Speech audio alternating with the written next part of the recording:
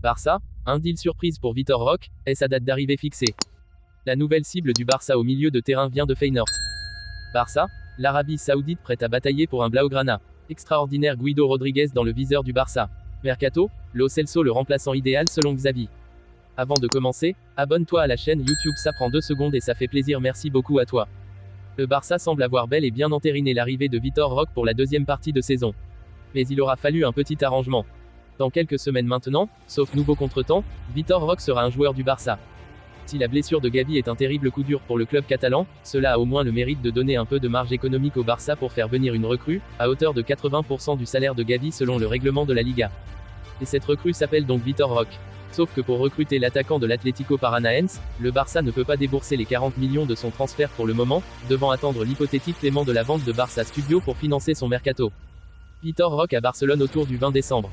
Alors, comme l'expliquent plusieurs sources comme le journaliste de l'émission El Chiringuito José Alvarez ou Mundo Deportivo, le Barça contourne l'affaire avec un prêt. Vitor Roque va être prêté pour 6 mois au Barça avant de s'engager définitivement via un transfert uniquement cet été. En attendant, Vitor Roque qui revient de blessure va lui retrouver la compétition avec 2 matchs les 2 et 6 décembre prochains avec son club de l'Atlético Paranaense. Avant quelques jours de vacances et une arrivée estimée autour du 20 décembre à Barcelone.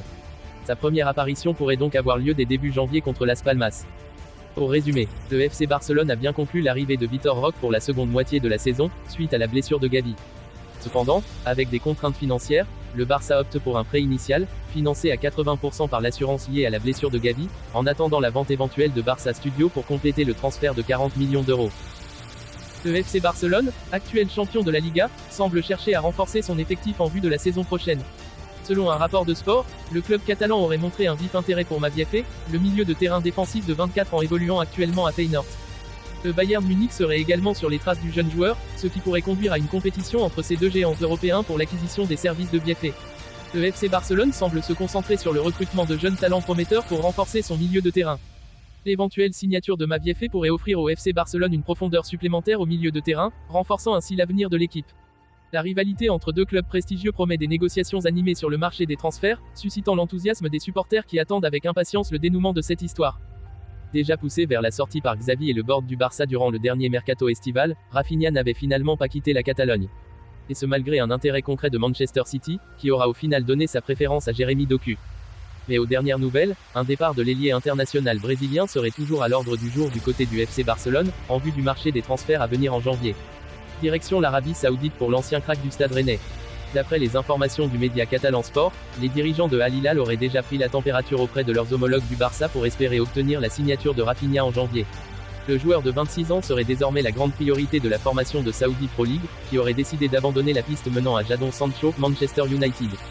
Affaire à suivre donc entre le FC Barcelone et Al Hilal concernant Rafinha, qui n'a jamais réellement su s'imposer chez les Blaugrana sous les ordres de Xavi et qui est devenu plus qu'un second choix derrière la jeune pépite Lamine Yamal. Le milieu de terrain argentin, Guido Rodriguez, suscite un intérêt croissant sur le marché des transferts, avec de nouvelles spéculations pointant vers l'Atlético de Madrid comme principal prétendant. Malgré un intérêt antérieur du FC Barcelone, l'équipe dirigée par Diego Simeone aurait émergé comme le favori pour acquérir les services du joueur. Rodriguez, un élément clé du Real Betis et récemment sacré champion du monde avec l'Argentine, représente une opportunité de choix pour les grands clubs, d'autant plus qu'il sera disponible à prix zéro à la fin de son contrat en juin. Ses performances, exceptionnelles cette saison, marquées par un but et une passe décisive en 16 matchs, ont attiré l'attention des clubs européens.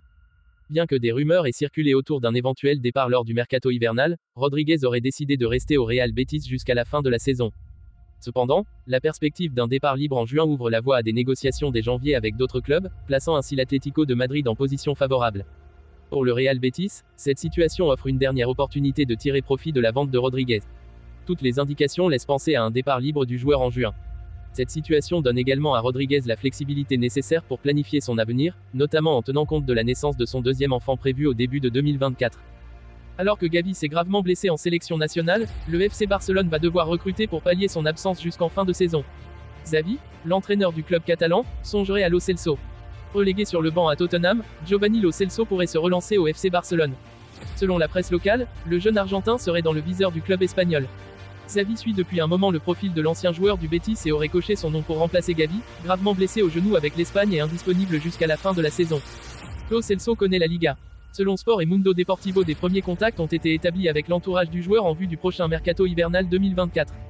Avec seulement 30 minutes à son actif en Première Ligue, Giovanni Lo Celso, âgé de 27 ans, voilà une occasion unique de relancer sa carrière. Il aurait également la facilité d'adaptation rapide en décidant de revenir dans une Liga qu'il connaît bien puisqu'il y a évolué avec le Betis, 2018 à 2019, et le Villarreal, 2022 à 2023. Reste à savoir sous quelle forme arriverait le joueur. Le natif de Rosario est sous contrat jusqu'en juin 2025 avec Tottenham. Sa valeur est estimée par Transfermarkt à 14 millions d'euros. Un prêt avec option d'achat semble la meilleure solution pour un Barça en difficulté financière. Gavi s'est gravement blessé avec l'Espagne. Xavi cherche des solutions pour compenser l'absence du prodige catalan. Un nouveau casse-tête arrive pour Xavi. Lors de cette trêve internationale, Gavi s'est gravement blessé avec l'Espagne. La saison du Catalan est déjà terminée et il pourrait même manquer l'Euro 2024. Face à cette absence, l'entraîneur blaugrana pense à Giovanni Lo Celso. D'après le média espagnol Sport, l'Argentin plaît à Xavi. Passé par le PSG, il n'entre pas dans les plans d'Ange Postecoglou à Tottenham. Retrouvez les dernières actus les plus chaudes, les rumeurs de transfert et les dernières news. Lo Celso connaît bien la Liga. Giovanni Lo Celso connaît bien le championnat espagnol. Il a évolué au Betis Séville et à Villarreal. C'est un joueur expérimenté qui est en fin de contrat en juin 2025 avec les Spurs. Il pourrait rejoindre la Catalogne dès cet hiver si les finances du Barça sont bonnes. Cette saison, il n'a disputé que 4 matchs avec le club londonien. Du Paris Saint-Germain de Zlatan Ibrahimovic au Championship, le parcours atypique de Yakou Meïté, attaquant de Cardiff City. L'international ivoirien s'est confié à 90 minutes au cours d'un long entretien où il a évoqué sa carrière, l'Angleterre, son passage au centre de formation du PSG, ses plus belles anecdotes avec les Titi parisiens, de Moussa Diaby à Christopher Nkunku, en passant par Mike Maignan, Frenel Kimpembe ou encore Kingsley Coman. Abonnez-vous à notre chaîne YouTube.